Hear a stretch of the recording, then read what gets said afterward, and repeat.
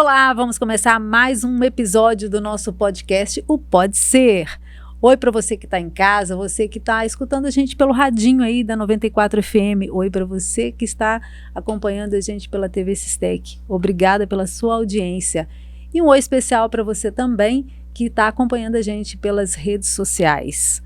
Oi, Lissandra. Oi, Marinalva. Oi, pessoal de casa. Hoje é um programa muito especial com um convidado inédito. É o meu amigo Renato Souza. Renato é das antigas, né, Renato? Você já aí... Muito tempo. Muito tempo, né, que você acompanha o programa, desde a época do Pergunte ao Seu Médico. É isso? Renato Souza, gente, é médico, cirurgião, ultrassonografista. Tá certo esse nome, Renato? É assim que fala? Ultrassonografista. Isso. Pai do Gui. Filho do Dr. Souza. Filho do famoso Dr. Souza. Marido da doutora Fabiana. Meu amigo, da Dr. Souza. Fabiana. É isso aí, pai. Doutor Renato, e aqui você pode ser o que você quiser. Tá bom. O que você quer ser aqui, Renato? Médico, cirurgião? Nada, amigo de vocês. Pai de família, tá bom. esposo. É um prazer, uma satisfação muito grande. Marinalva dispensa qualquer coisa, né? A gente é amigo já de longa data. A Lissandra também. Lissandra, A ciumenta, olha, pra você ver. uma querida todo mundo amiga, aí, né, esposa Renato? do meu colega de sala, desde o primário, ginásio, amigo de turma. Então a gente tá em casa. É muito chão também, né, Renato? Um bocadinho. Renato, para quem não te conhece ainda, né, para quem não sabe da sua história, e como é que... Fala um pouquinho de você, assim, de você, como é que a medicina surgiu na sua vida. Todo mundo me conhece, né? Uma cidade pequena, eu sou filho do eminente, né? Famoso Dr. Souza, que eu acho que foi uma pessoa que foi um divisor de águas da medicina de Caratinga, foi o primeiro médico a ter uma residência médica em Caratinga. Chegou para cá em 63 e casou com a minha mãe, né? Eu sou o quarto filho, nasci em 71. Na verdade, lá em casa nunca foi esse negócio, você tem que fazer medicina, você tem que ser médico, não sei o quê, você não pode ser outra coisa. Mas meu pai sempre exigiu da gente essa parte educacional, né? Tá sempre lendo e tudo. Lá na casa dos meus pais é da época das enciclopédias, né? Barça, Delta Júnior, Delta La Rússia, aquele negócio todo, né? Graças a Deus, né?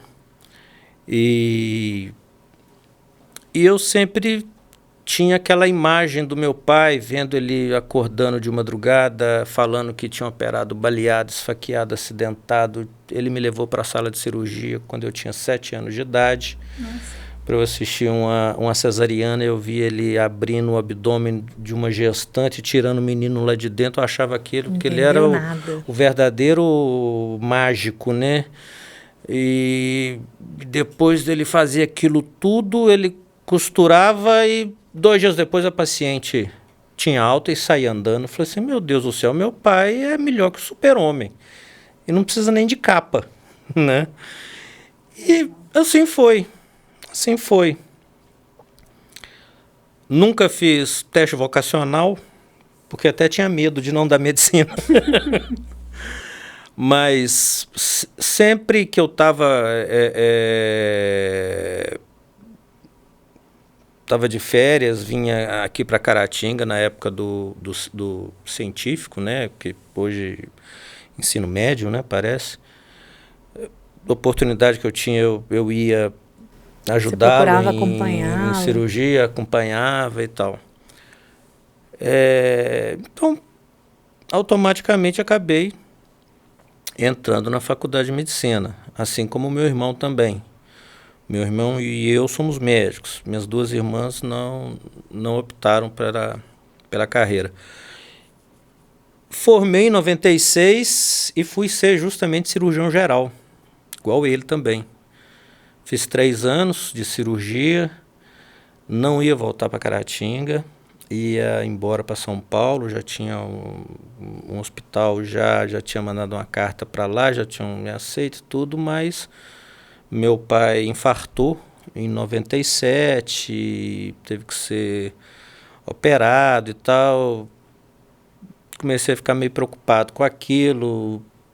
Poxa, meu pai, depois de uma cirurgia cardíaca, ainda ter que acordar de madrugada para operar os outros e tal, não é justo isso não. Voltei para Caratinga. Voltei para Caratinga em 2000 e daí em diante fui. E sempre operei na casa de saúde, no hospital, entrei para a faculdade em 2010, estive lá até hoje, até agora há pouco com os alunos. Sempre gostei muito dessa parte de ensino, assim como você também gosta. Por volta de 2009, mais ou menos, 2010, eu vi um panfletozinho a respeito de ultrassom. Aí, ultrassom, será que isso é bom? Será que não é e tal? Eu falei assim, vou embora para Ribeirão Preto para aprender isso, ver qual é. Aí fui, passei um mês lá. Não consegui entender nada que via. Era complicado demais. Mas aos poucos fui tomando gosto, fui fazendo um curso, fazendo outro e tal. Entrei na pós-graduação da ultrassonografia e passei a gostar.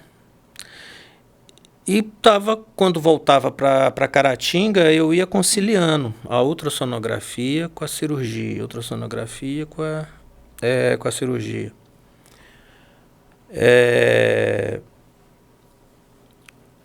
Fabiana apareceu na minha vida em 2015, em 2014. Em 2015 nós casamos, ela estava grávida. E nessa época eu fazia ultrassom básico de obstetrícia, né? E infelizmente nós perdemos a nossa neném com 28, quase 30 semanas de gestação. Ela fazia pré-natal numa cidade próxima daqui de Caratinga. O obstetra lá não valorizou tanto algumas alterações que ela já tinha apresentado no início da gravidez. Eu não mexia com aquilo também, né? Mas enfim, aconteceu isso aí. Depois disso aí me deu tipo uma virada de chave, me deu um clique ali. Eu falei assim, gente, eu vou aprender esse trem direito. Vou aprender esse trem direito para não acontecer com as outras o que aconteceu com a gente. Aí dessa vez eu fui embora para São Paulo. E fiquei lá em São Paulo um tempo. Aí fui aprender morfológico de primeiro e segundo trimestre, Doppler obstétrico, avaliação de prematuridade, restrição de crescimento, essa parte toda. No caso da ultrassom, você sempre faz segmentado, por exemplo, voltado para obstetrícia, voltado para abdômen, faço tireoide, ultrassom de tudo. Ou você faz tudo? Eu faço ultrassom de tudo, faço Doppler. Não, falando assim, quando você vai fazer a formação de ultrassonografista, você consegue especializar em uma parte... Não, tanto que a prova de título é em ultrassonografia geral, chama prova de título em ultrassonografia geral e diagnóstico por imagem. Né? A prova são 3 etapas, nessa que eu passei, e você faz prova de tudo. Cai parte obstétrica, cai parte Doppler, hepático, renal, tireoide, Doppler de tireoide. A gente vê que o ultrassom é um exame muito examinador dependente, muito, né, Renato? Altamente, então, quanto mais você faz, mais prática você tem, melhor você fica naquilo ali. E aí você observa, por exemplo, o Renato tem muita... Eu encaminho muitos pacientes para ele tem muita...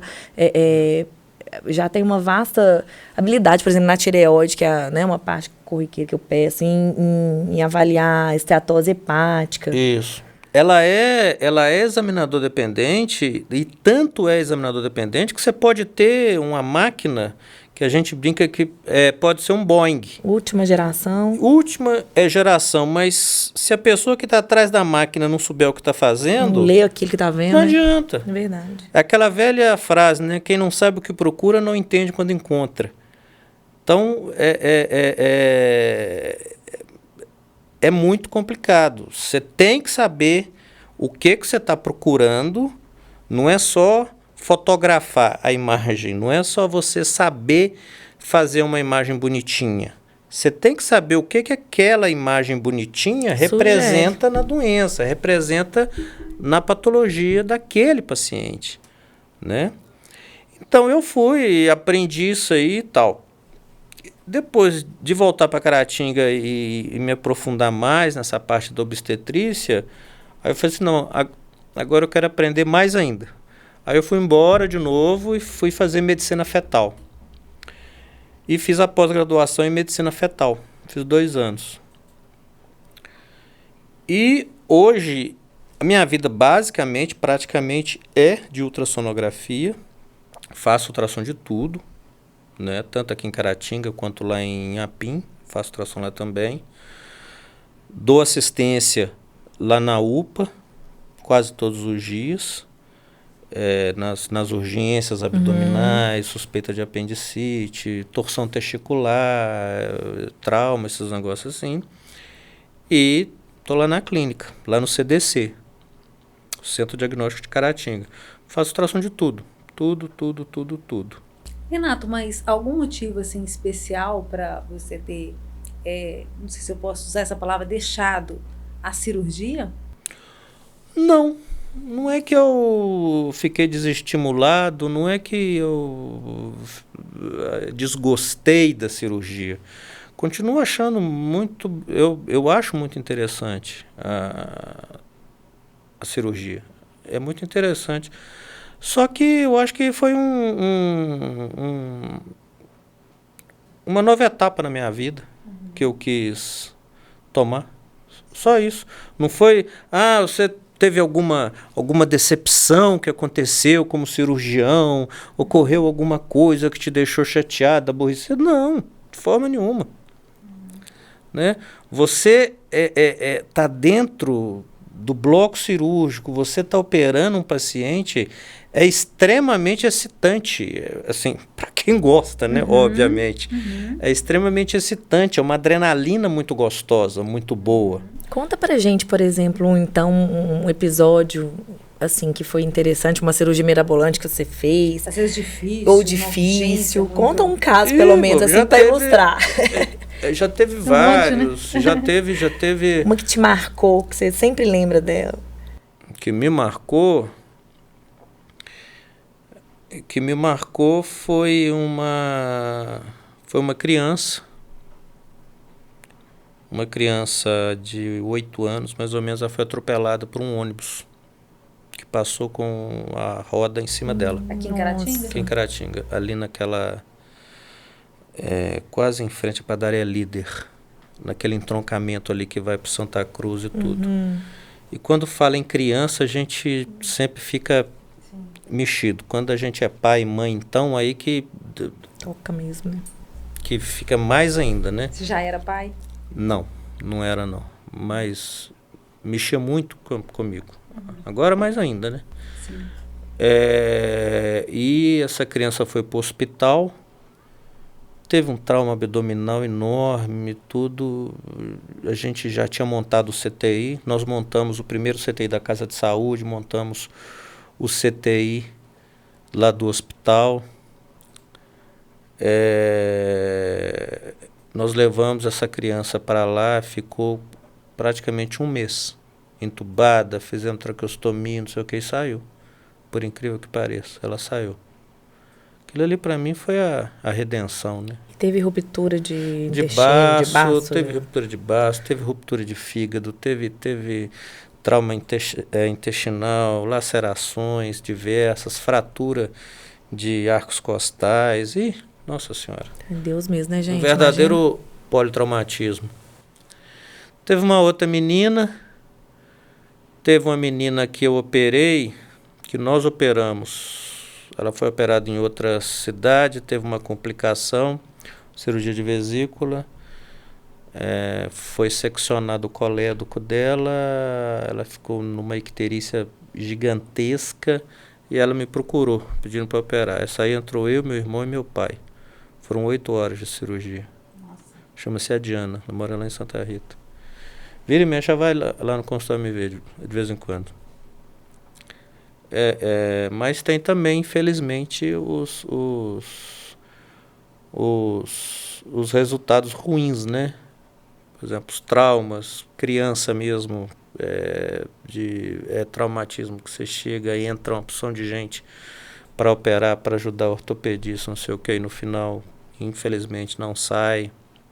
Traumatismo craniano. Eu já, como cirurgião geral, já fiz craniotomia aqui na Casa de Saúde. Nossa. Já. Legal, né? Meu bom e velho amigo Miguel Ramos de Souza, ele é um neurocirurgião, ele me ajudou.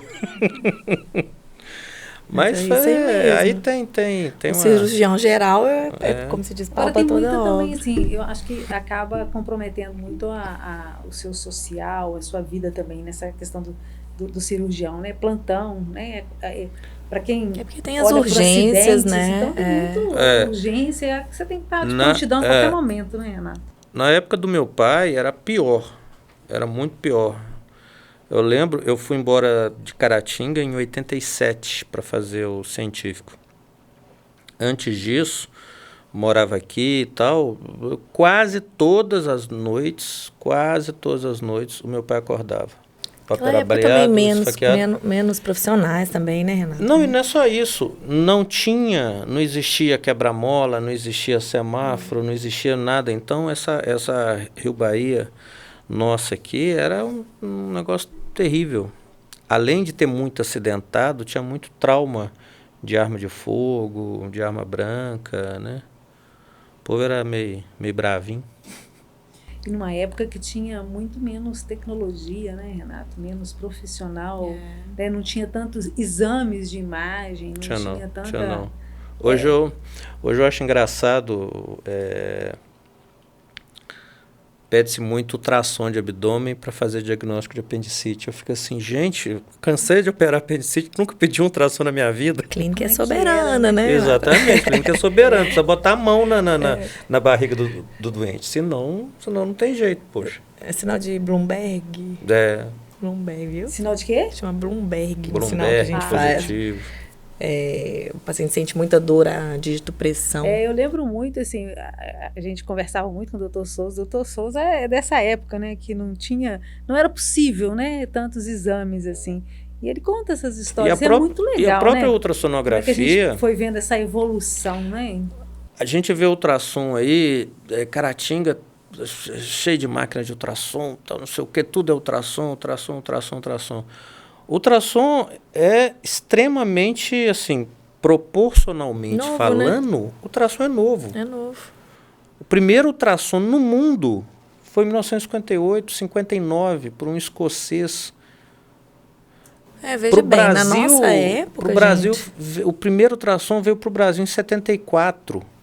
Na nossa época, pelo menos a mamãe deixava a gravidez acontecer para saber o sexo. Não tinha essa tecnologia fácil, acesso, né? Pré-natal era feito com exame clínico, medindo a barriga e tal. Era sonar, tinha aquele sonar. Nossa mesa tá bonita, né? A nossa mesa hoje tá bonita. O que tem aí? Vou mandar um beijo primeiramente pro pessoal da Empório, Natura e Vida. Hoje os meninos resolveram mandar pra gente duas coisas que eu acho bem bacana. O vinagre de maçã. Vocês conhecem isso aqui? Sim. Isso aqui dá pra gente fazer um shot bem interessante, sabe? O vinagre de maçã, ele tem fibras de piperina. E essa a pectina, perdão, e essa pectina ela é muito interessante para tentar, é como se fosse uma ação probiótica, vai fazer uma modulação intestinal. Isso que é orgânico, né? É diferente o vinagre orgânico que a gente compra no supermercado, né, Alessandra? Vinagre de maçã é por causa da pectina, que é importante, uma fibra natural que vai ajudar na motilidade intestinal. E aí a gente faz esse shot em jejum justamente para isso, porque essa acidez vai controlar, vai melhorar, ativar a produção desses ácidos, né? E esses temperinhos aqui, Sandra? Esses temperinhos, olha que legal também, Renato. Não sei se vocês são adeptos, mas ó, tem esse lemon pepper, a páprica. O que é a páprica, né, gente? A páprica nada mais é que é a desidratação dos pimentões. E aí a diferença da doce da defumada. Isso é do pimentão? É. Eu não sabia também, não.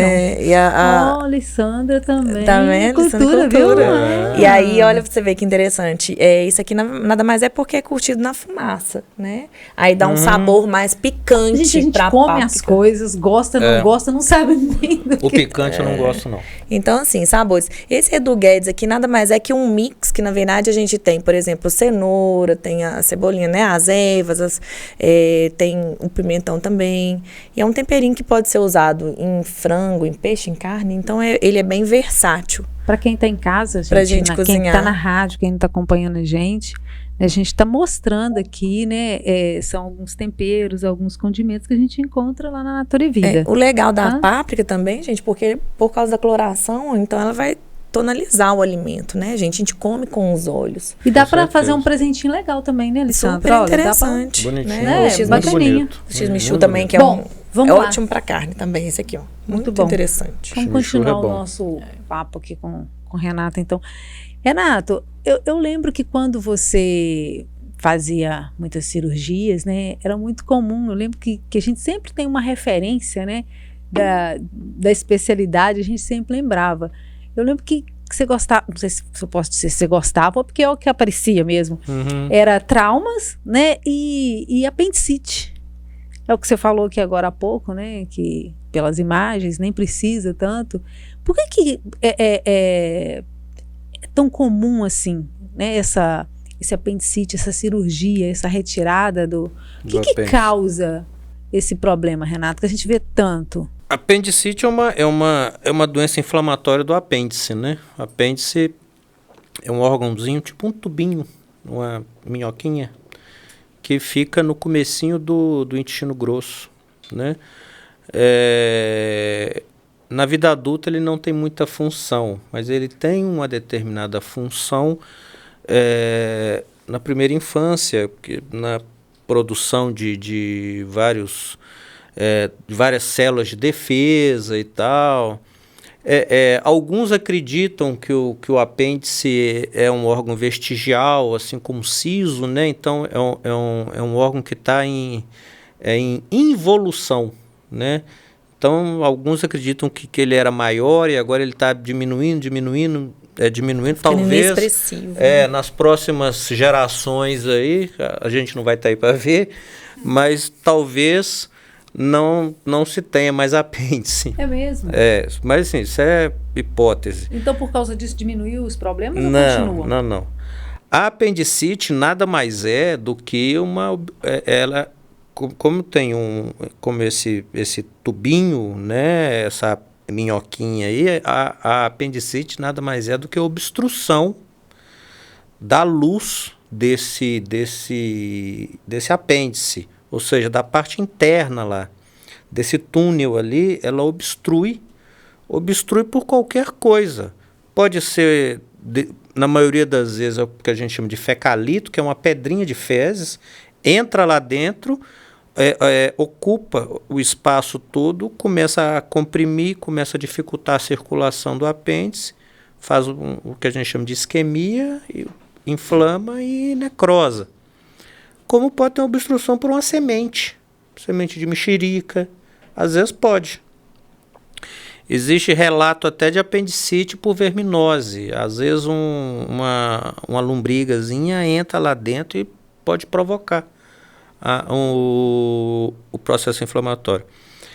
A apendicite, ela já foi o grande vilão no passado, mas num passado assim de séculos e séculos, tanto que na época de Leonardo da Vinci, a apendicite ela era conhecida como a doença do lado, era citado como a doença do lado, e era proibido dissecar cadáver, né? Você não podia profanar a criação de Deus.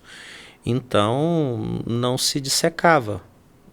O Da Vinci foi um dos primeiros a dissecar e dissecava meio que escondido. porque era uma verdadeira heresia aquilo. Mas, enfim, a apendicite, ela é mais frequente na adolescência e no início da vida adulta. Dificilmente a gente vê apendicite nos extremos da idade. Não que não exista, existe. Mas é menos frequente. É menos frequente. Já operei criança de 3 anos com apendicite, 4 anos com apendicite. Minha mãe foi operada de apendicite com 60 e poucos anos. Mas isso não é a regra, isso é exceção. Normalmente é isso aí, é na adolescência e início da vida adulta. E Renata, e quais que seriam os sinais de alerta? O que seria para a gente ficar atento aí a começar a apresentar, procurar um profissional especializado? Normalmente começa com uma dor abdominal difusa, né, que a gente chama de dor periumbilical, ao redor do umbigo. Passado mais ou menos umas 4 a 6 horas, essa dor começa a localizar na chamada fossa ilíaca direita, né, mais no cantinho. Né? E na maioria das vezes dá um pouco de febre. Dificilmente você vai ver febre alta. Febre de 39 graus, 40 graus é raro. Vômito, pode ter vômito? Pode ter vômito. É uma dor contínua, não é uma dor de forte intensidade, mas é uma dor contínua. Vamos dizer assim, uma dor enjoada, uma dor chata, que não passa. Febre normalmente no máximo 38 graus. Não passa disso, alta, não. Né? Então... Se você tem uma febre alta, muito alta, por causa de apendicite, isso é sinal de gravidade. Provavelmente esse apêndice perfurou e tem extravasamento de fezes ali para dentro da cavidade, né? Aí agrava. Então, a partir desse processo inflamatório, você vai ter uma irritação peritoneal, né? O peritônio é uma camada que reveste a cavidade abdominal. Você vai ter um processo inflamatório ali mais localizado. Com o passar das horas, esse processo inflamatório fica mais difuso, né? E, vamos dizer assim, na minha época, né, era mão na barriga do paciente, a história clínica e complementar com o exame laboratorial. Você vai ter uma leucocitose, com desvio para a esquerda, né? Isso aí tudo. Alteração de PCR. Alteração de PCR e tal. Com o tempo veio o ultrassom. Não é que o ultrassom está errado pedir ultrassom, não é isso, de forma nenhuma. O ultrassom ele ajuda, sim. Mas o ultrassom ele ajuda, mas ele também pode atrapalhar. O ultrassom serve para você visualizar o apêndice. Por exemplo, um paciente obeso, dificilmente você vai ver um apêndice. Um apêndice que a gente chama de apêndice reto-secal, ou seja, ele está por trás do seco, por trás do intestino grosso, dificilmente você vai ver esse apêndice. Então você às vezes faz um ultrassom, conclui que é um exame normal e o paciente está com um quadro de apendicite aguda. Por isso, da importância no momento que você está fazendo o ultrassom. Essa aqui é a vantagem da ultrassonografia. Você tem a vantagem de estar com o doente ali do lado e você tem a oportunidade de perguntar para ele o que está acontecendo. Por que seu médico pediu o exame? Onde é que está doendo? Começou que horas? Para onde que foi a dor? Só dói aqui? Foi para lá? Foi para ali? E tal. Aí você consegue, isso te facilita na hora de fazer o exame, porque você já vai com um olhar um pouco mais apurado, né? E como eu sou cirurgião, ajuda um pouco mais? Sim, ajuda, com certeza ajuda. Mas ultrassonografia não dá diagnóstico de apendicite aguda. Isso aí está completamente errado. Não existe isso em livro nenhum. Ultrassonografia não dá diagnóstico de apendicite aguda. O que dá diagnóstico de apendicite aguda é a mão do médico e a história clínica. Ele é complementar. Ele ajuda, só isso, ele ajuda. Entendi. Renato, A gente tem ouvido falar tanto de hérnia. Você operava muita hérnia? Muito, bastante. Me fala uma coisa aqui, me mata uma curiosidade, talvez seja de muitas pessoas. A hérnia sempre volta, Renato? Não, sempre não. Pode voltar. Nas mãos dos melhores cirurgiões, você pode colocar tela e tudo, mesmo assim ela pode voltar. Por exemplo, um caso de obesidade. Você faz uma cirurgia de uma hérnia abdominal, contém aquilo ali. De repente, com ganho de peso, consegue conter as paredes, né? Ou então você opera um paciente desse, igual a Alessandra está falando, você orienta ele, não pode pegar peso e não pode fazer isso e tudo. Aí você imagina a situação complicada. Esse paciente é um trabalhador rural, assalariado, tem a esposa e mais 200 filhos em casa. Precisa trabalhar. Precisa trabalhar. Ele só sabe fazer aquilo. Só sabe fazer aquilo, trabalhar na panha de café. Você vira com o seu ar professoral e fala assim, a partir de agora você não pode trabalhar, não pode mais pegar peso. Mas doutor, é o que eu sei fazer. Não pode, está proibido.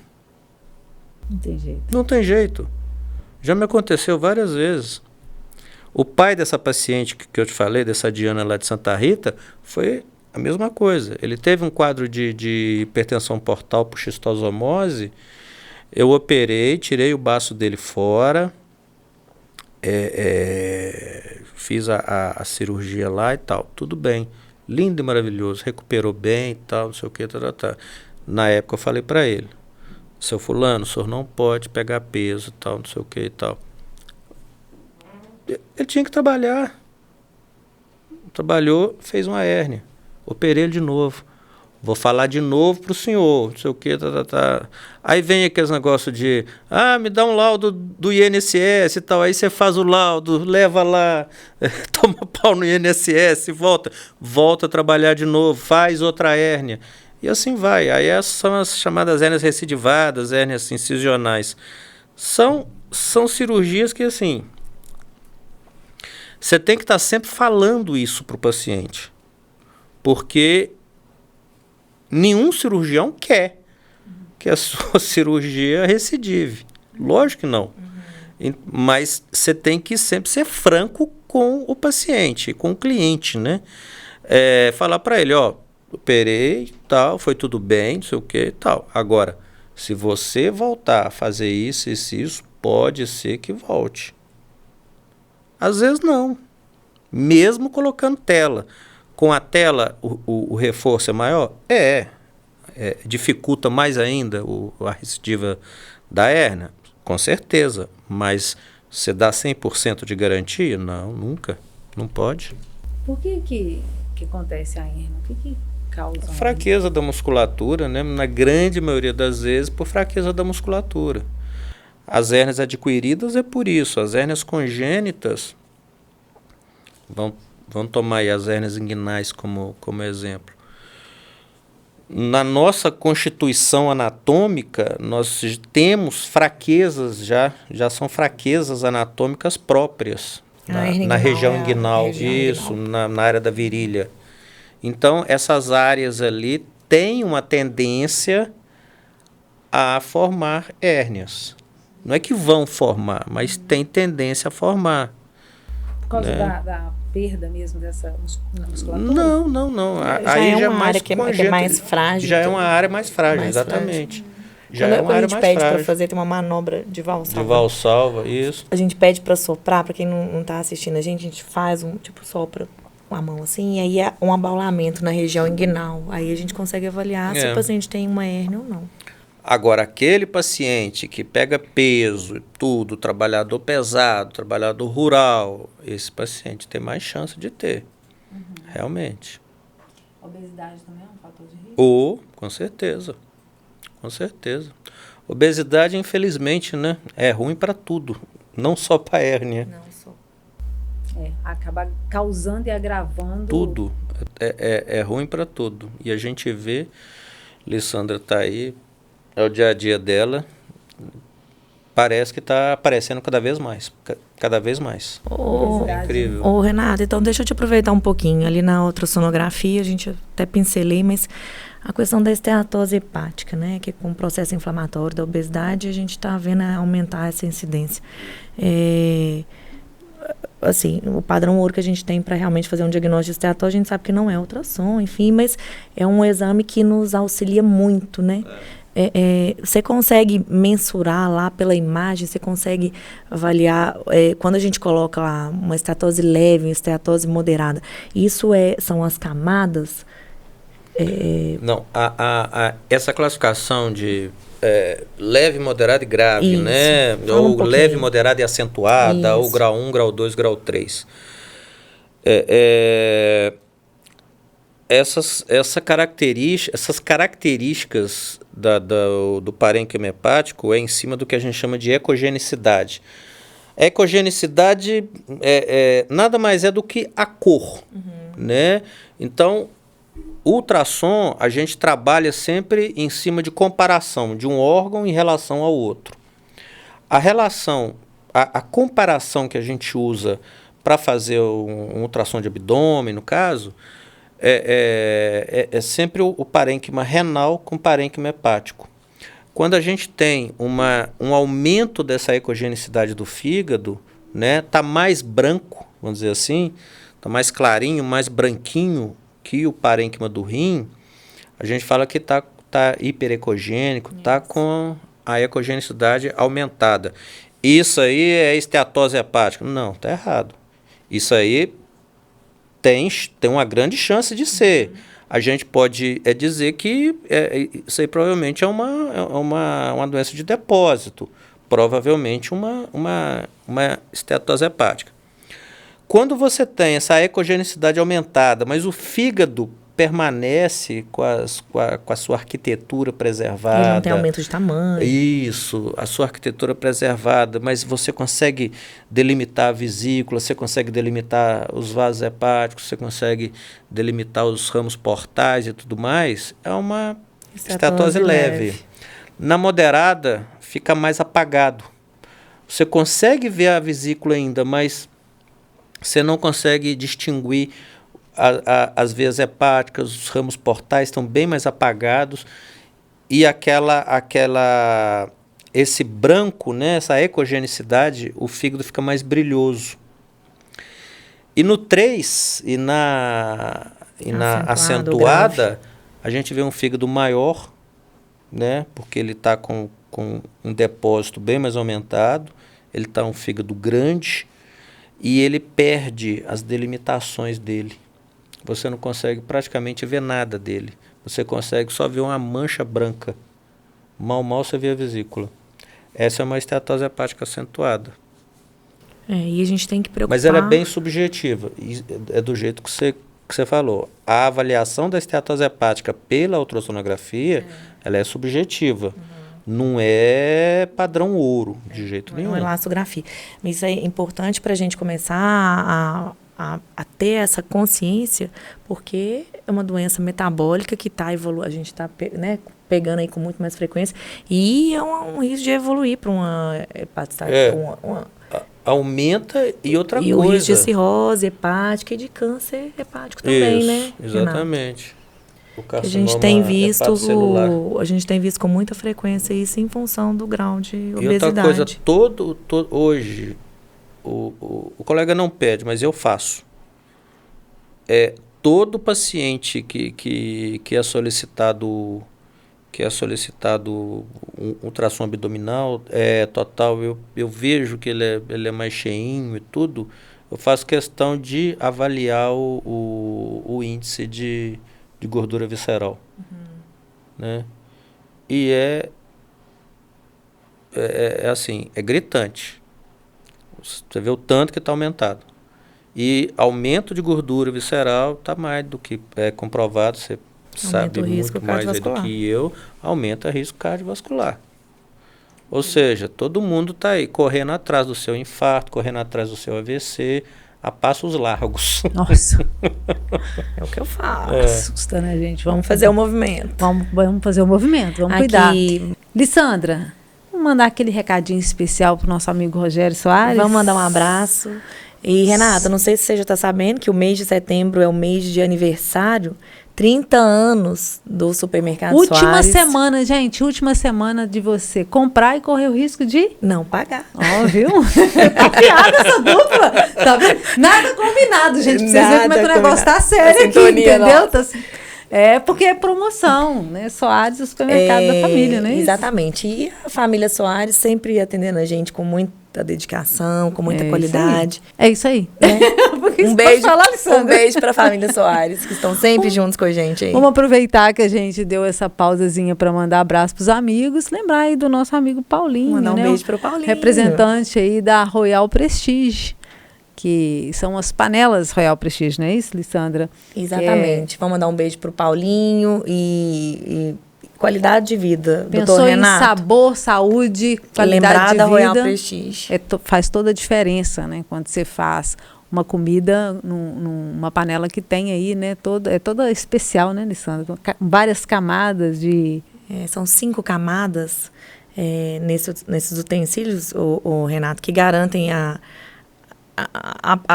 qualidade em relação ao aquecimento, mas sem passar aquilo ali para o alimento. Sem passar a toxicidade. As toxinas, os metais pesados. Participou de uma apresentação dessa. Muito legal. E adquiriu? Não. Então tá na hora. Então, tá na hora. Vamos combinar com o Paulinho. Pode combinar com o Paulinho, que o Paulinho vai lá na sua casa, faz outra apresentação, te mostra como é que o negócio funciona, e você falando que você ouviu da gente aqui, do podcast Pode Ser, você vai ter aí um desconto especial. Ele vai fazer uma gracinha lá com você, porque o combinado aqui é isso. Beleza? Renato, vamos lá voltar nos assuntos do ultrassom. Qual ultrassom, assim, tudo bem que você vai falar que gosta de todos, né? Porque sempre a gente pergunta, o médico fala assim, não, eu gosto de todos os procedimentos, de tudo.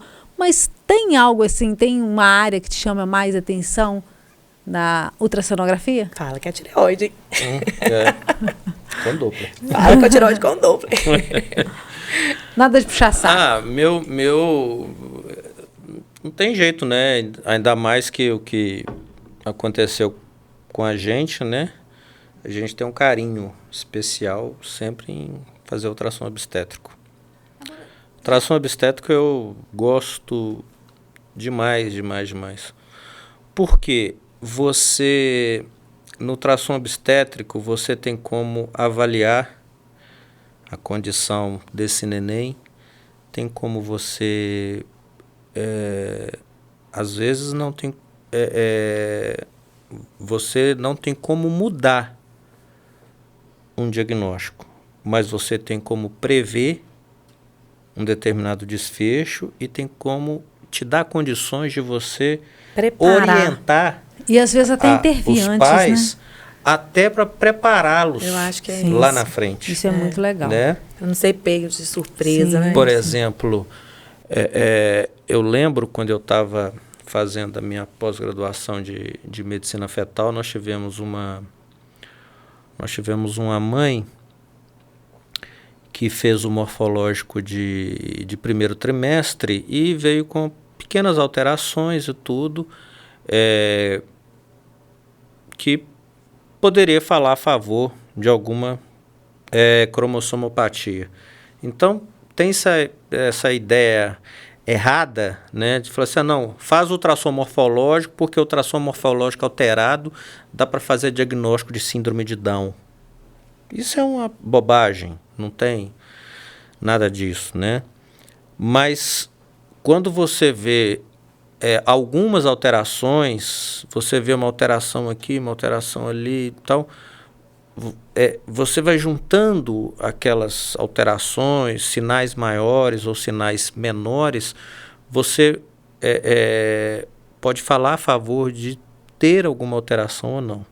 Diante daquela alteração, aí você vai encaminhar essa gestante para um serviço especializado de medicina fetal, para aí sim fazer uma investigação genética, que a gente chama de cariótipo, que é um dos exames. São várias formas de se fazer essa investigação. Então, desde uma biópsia placentária, colher um pouquinho do líquido amniótico. Mas, enfim, e foi feito isso, chegou-se à conclusão que se tratava, veio o resultado genético, que se tratava de uma síndrome de Down, a famosa trissomia do 21, do cromossomo 21.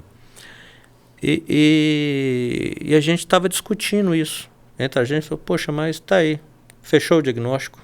E aí? Vai mudar? Desde o comecinho e tal? Vai ser um Down? E aí? Só que existem medicamentos que você utiliza no início da gravidez para você ter uma placenta melhor, para você ter uma placenta mais vascularizada. Então, se você tem uma placenta mais vascularizada, você tem uma placenta mais oxigenada. Se você tem uma placenta mais oxigenada, você tem um feto mais oxigenado.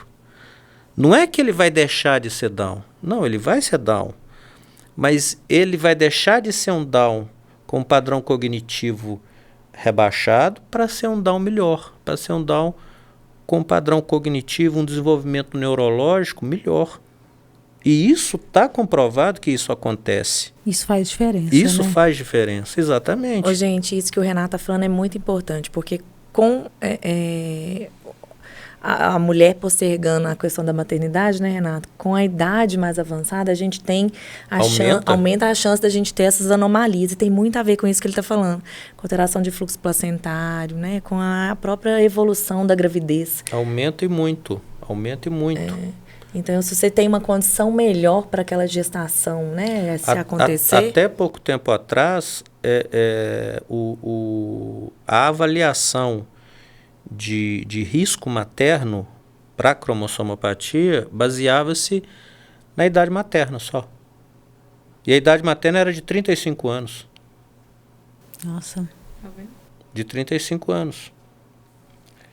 Então, a grande parte dos trabalhos foram feitos em cima de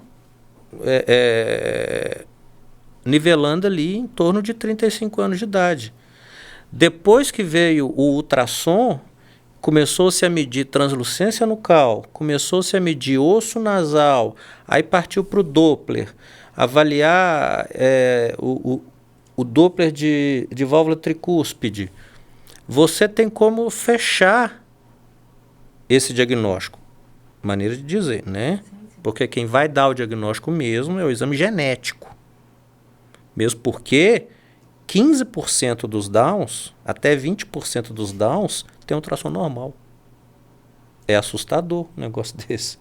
Por isso que eu falo para todas as gestantes que vão fazer morfológico comigo, e está escrito no meu laudo, exame morfológico não é 100%. Fazendo comigo ou fazendo com o professor, não sei da quanto, da universidade, de não sei o que, se alguém falar para você que o morfológico dele é 100%, corre dele, porque isso não é. Existe o viés ali. E o viés está justamente nesses 15% a 20%. Você faz o ultrassom está normal e, infelizmente, você está diante de uma doença cromossômica. Ou outra, então, tem órgãos que não terminaram de se formar, não terminaram de estarem amadurecidos. Por exemplo, o rim, o cérebro, ele termina a maturação deles, a maturação celular deles, lá com 32, 34 semanas. Já está quase nascendo. É verdade. Né? Por isso que a tal da prematuridade que você estava citando agora há pouco, ela é tão importante. Meu menino nasceu prematuro, com 35 semanas, ficou uma semana no CTI. E prematuridade ainda é muito frequente, muito frequente. Entendi. Renato, agora uma curiosidade, a quantidade de ultrassons, por exemplo, para gestante, pode ter algum tipo de alteração? Zero. Zero? Zero. Zero porque ultrassom não é irradiação. Ultrassom não é irradiação. Completamente diferente de um raio-x, uma mamografia, ressonância e tal. Não é. Ultrassom, como o próprio nome já diz, é um som. É um som. É um ultrassom. É um som tão inaudível, mas tão inaudível que a gente não escuta ele, né? nada mais é do que a energia elétrica que vem lá da tomada, ela entra na máquina e ali é convertida em energia mecânica, que é o som. Só que esse som vem numa frequência diferente da frequência audível, do cachorro. Então, é uma frequência que numa frequência X lá que penetra dentro do tecido, seja num ultrassom de abdômen, seja num ultrassom de tireoide, seja num ultrassom endovaginal, seja num Doppler e tudo, ele volta e forma a imagem, né? Então, não, você só pode fazer 3 exames porque o menino vai nascer com a mão na testa, o braço não sei aonde. Mentira, isso não existe. Mito, né, gente? Isso é mito, isso não existe. É bom se você quiser fazer igual como é que foi aquele ator lá de Hollywood? Acho que é o Tom Cruise, não sei. Quando a esposa dele ficou grávida, acho que ele comprou uma máquina de ultrassom e botou do lado da mulher, pediu para alguém ensinar ele como é que olhava o menino. Ficava vendo. Ele ficava quase todo dia vendo. Que isso? O menino, teve isso na época. Acho que foi ele. Mas foi um ator desses famosos aí. E não tem nada. Se você quiser ver todo dia seu filho, pode ver, que não tem problema não. Mas é bom esclarecer isso, né? Com certeza. Bom, Renato, nosso programa está chegando ao fim. Nossa, foi legal demais o nosso bate-papo, né, Lissandra?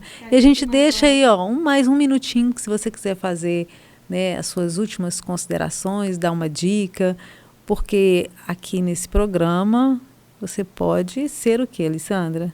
Ela tá querendo que eu faça com chave com ela, tá vendo, Dani? Uai. Marinalva, aqui você pode ser o que você quiser, Renato. Então dá uma dica aí pro pessoal de casa do que realmente... O que você pode ser? O que a gente pode ser, né, Mari? Gente, eu só tenho a agradecer a vocês, né? Minhas amigas aí, Marinalva e Lissandra, amigas de um certo tempo.